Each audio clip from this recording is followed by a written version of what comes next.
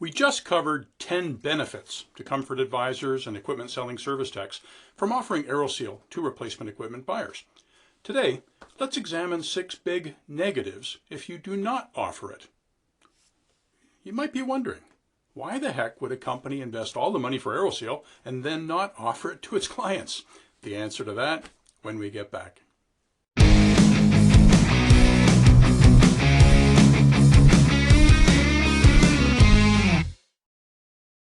In some HVAC companies who have Aeroseal, the replacement equipment sales team really resists change and hasn't yet gotten on board with offering it. Maybe they just don't know how yet, or they find it too hard, or they're afraid it could hurt their equipment sales, or they simply aren't convinced themselves of Aeroseal's value. And perhaps they aren't adequately incentivized by the company to maximize the revenue per sales opportunity. The extra time to sell it just may not seem to be worth it. So if the equipment sales team isn't on board, company management is effectively relying on the maintenance and service technicians to sell Aeroseal to their equipment buyers down the road. As you can probably guess, I say comfort advisors and equipment selling technicians who could offer Aeroseal to equipment buyers, yet don't, are missing the boat. If you're in that category, I assure you that completing this course will help you do it much more successfully without costing you equipment sales. In fact, do it right and you'll sell more equipment. So here are the 6 negative outcomes if you don't make offering or including Aeroseal a routine part of your equipment sales process. The obvious one, of course, is less revenue to the company and lower personal income to you, the salesperson, from leaving money on the table. The added commission from Aeroseal and the related increased IAQ and duct renovations typically averages over $300 per job. Over the year, most comfort advisors who don't take advantage of the Aeroseal opportunity will lose out on over $20,000 of extra income. However, I assert your financial loss is actually much bigger than missed Aeroseal commissions. Negative number 2 is that you aren't taking advantage of the differentiation opportunity to use installed system performance and improve problem solving to stand out from other HVAC box sellers. Put another way, you miss out on a great way to increase your equipment closing ratio. There's always someone in your market who can swap metal boxes cheaper than you can. Without ways to be different, you keep losing opportunities you could have closed because you told the same story as the other guys, but your standard equipment price was higher. You might be thinking, sure, but my price will be even higher if I include or offer Aeroseal, and that is correct. The homeowner's initial investment is higher when they also go with Aeroseal. However, many do choose to buy it because if you present it right, they understand that their total cost of ownership is lower. At the end of the day, also doing Aeroseal is actually the most economical way to go. The overall perceived value is further increased because Aeroseal also solves or reduces long-standing comfort, dust, and unhealthy air problems. They invest more and they get more. Remember, there's really no such thing as a price objection. It's either a lack of perceived value objection or an affordability objection. This course will teach you how to prevent or overcome both. But enough about your wallet. What are the negatives for the homeowner if you don't offer Aeroseal when they're buying new equipment? Negative number 3 is that you are simply not serving your client. You are not being honest. In fact, I assert you are starting your relationship based on a lie. Now that may sound harsh, but it is what's so. See, you'll inevitably talk with them about the laboratory rated efficiencies, SEER and AFUE, and how even entry-level units are now more efficient than ever before. When they choose a new 16 SEER AC, they're expecting to get the 16 SEER they're paying for. And when they buy, say, a 4-ton unit, they expect to get 4 tons of cooling into their living space, not into their attic, crawl space, or basement. If you don't address the situation that their pre-existing duct leakage will drag down the laboratory rated efficiency and output, and that they won't get what they think they're paying for, you're basically lying by omission. You now know the facts about how leaky ducts affects HVAC equipment performance. With knowledge comes responsibility. If you know that duct sealing is needed for them to achieve the efficiency, comfort, and healthy air outcomes that they're looking for, I say you simply have a professional responsibility to advise your clients of this. I encourage you to adopt my view that the best salespeople are help people. We are buyer's assistants. We are valuable resources, navigators to help them get to where they want to go. It's not our job to decide what they should spend or not spend their money on. Our job is to help them recognize their problems and pains, identify the root causes, and offer solutions. Then to guide them and inform them and help them make the right choice to achieve their goals. Duct sealing, possibly along with return duct and filter modifications to ensure proper airflow, should be part of almost every equipment replacement project. Now, not everyone will choose to also get their ducts fixed, but they all deserve to be informed when it is needed. And if the company offers a modest discount on Aeroseal when it is bundled with new equipment, which I strongly encourage, they deserve to hear that Aeroseal will never be cheaper to buy than if added to this project. Here's what I find keeps me client-centered instead of self-centered. I simply ask myself, knowing what I know, if this was my mom or my best friend buying a new system, what would I recommend? Negative number 4 is the greater chance of callbacks and complaints. New high-efficiency equipment with a more powerful ECM indoor blower motor connected to leaky, undersized old ducts routinely causes callbacks and complaints of all kinds. Increased noise, low utility bill savings, unresolved uneven temperature issues, higher summer humidity in the eastern part of the country, premature service repairs and warranty calls, and sometimes even more dust and worse IAQ. Even if you don't get a complaint, by not fixing the ducts, you definitely miss out on creating a really memorable wow experience.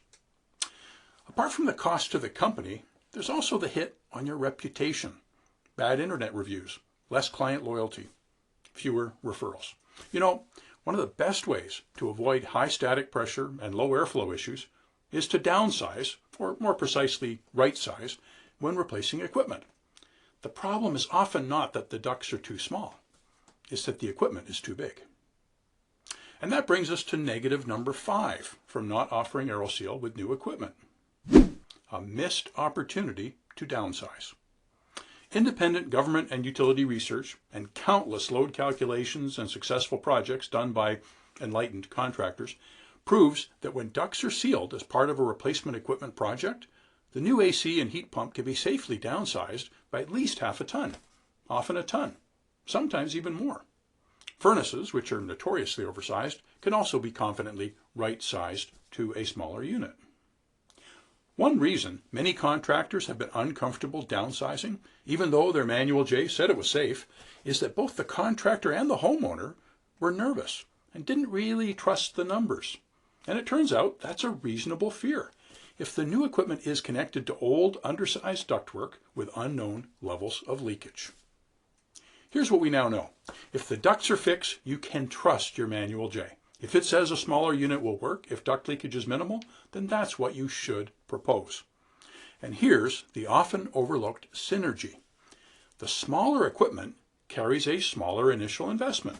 This is kind of like the customer getting an instant cash rebate they can apply against their investment for complimentary duct repairs.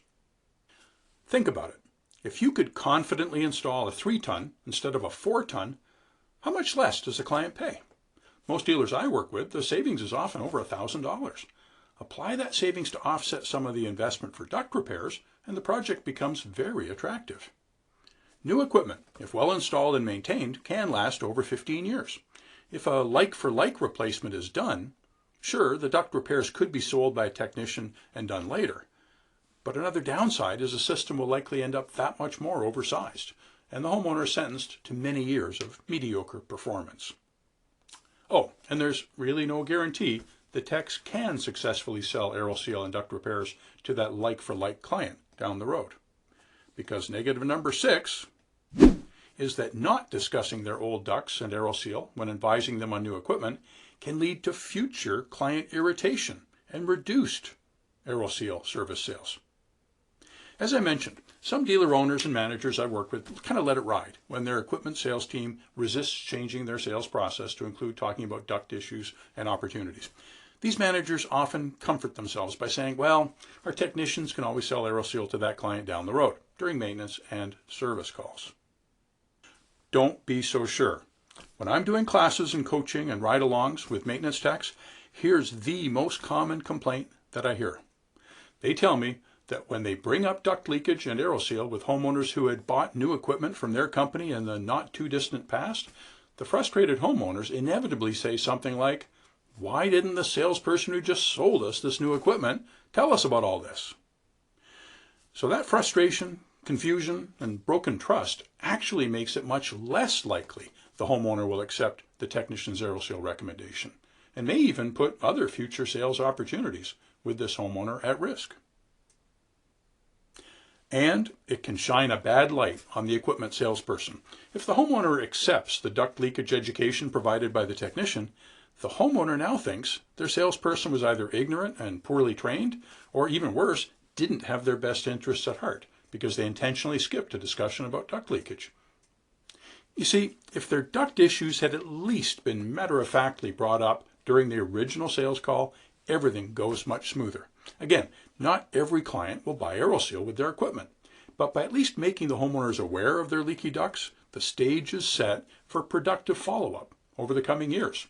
I call it the Chinese water torture sales process. Drip, drip, drip. Now, if Aeroseal was presented by the salesperson but declined, the lead installer or the maintenance tech who visits the home 6 months or a year later can politely, yet kind of bluntly, ask, "Say, Mrs. Homeowner, I was just looking over your records and the paperwork, and hey, I'm confused. Why didn't you get us to also fix your old leaky air ducts when you bought your new equipment?" That reopens the conversation and will often result in an Aeroseal sale a few days or even a year after the initial equipment purchase. And of course, when things are slow, you can personally increase your sales by following up on your equipment buyers who didn't pull the trigger on Aeroseal and other IEQ accessories 6 months, a year after they bought equipment from you. Many times a Zoom meeting is all you need to pick up the business. Okay, so that concludes the 6 reasons why you don't want to make the mistake of not bringing up duct leakage or Aeroseal at all and expecting the service department to sell it later. To recap, they are: 1. Missed revenue for the company and missed Aeroseal commissions for you. 2. Missed opportunity to use Aeroseal to differentiate and increase your equipment closing ratio. 3. It's simply poor customer service, even dishonest. 4. Missed opportunity to reduce callbacks and complaints, and missed opportunity to increase referrals and positive internet reviews. 5. Missed opportunity to right-size the equipment and to use the downsizing savings to offset the duct repairs. And 6. Decreased odds of you or the service department being able to sell Aeroseal down the road, and increased odds of the client coming to think badly of you. Thanks for being an Aeroseal dealer, and for investing the time and energy to learn how to sell it with replacement equipment. We'll see you on the next lesson.